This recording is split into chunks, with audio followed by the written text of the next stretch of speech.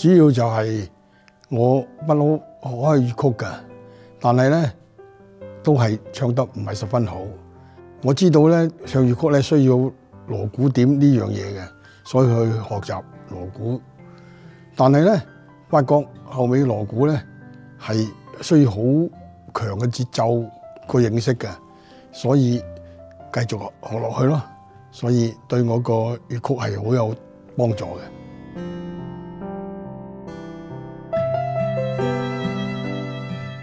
最難咧就係手同腦嘅協調係比較難嘅。我年紀大啊，我75歲先開始學鑼鼓，咁就70歲先開始學粵曲。咁學到而家咧，即係比較進步咧，真係學咗鑼鼓。咁我咧就比較節拍啊，同埋嗰個節奏嗰方面咧，唱起上嚟咧掌握比較多啲，唱起嚟順滑好多。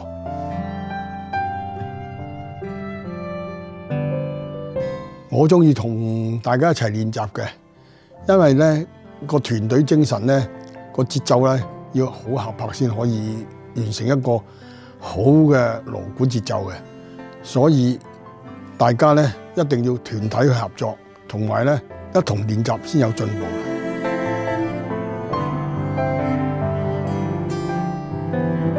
老師咧比較嚴謹啲嘅，關於個節拍咧，不斷重複俾我哋練習嗰個節奏係點樣響演出嘅時候點去處理，使我哋咧會認識每一場每一種鑼鼓嗰種節奏咧係用響乜嘢場合，使到我哋咧個個咧對於鑼鼓嗰個認識響戲曲或者響戲劇裏邊使用嘅時候咧係比較好啲嘅。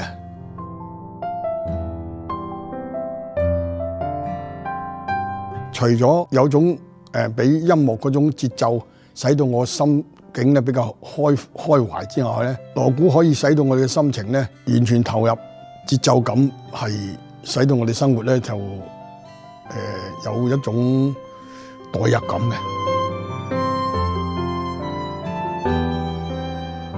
我哋學咗鑼鼓年齡啦，但係大部分咧已經開始咧掌握到。尤其是我哋響到個舞台裏邊唱曲咧，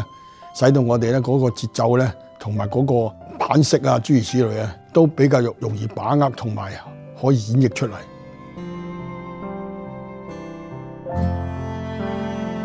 老師咁教咗我哋咁耐咧，我哋首先要感謝麥嘉偉老師，因為佢不厭其詳去指導我哋點樣去處理啲鑼鼓點，同埋咧響戲曲裏邊點樣應用，使到我哋咧認識關於鑼鼓比以前多好多啊！所以我哋好感謝老師不斷去重複咁教導我哋啲比較蠢啲嘅學生。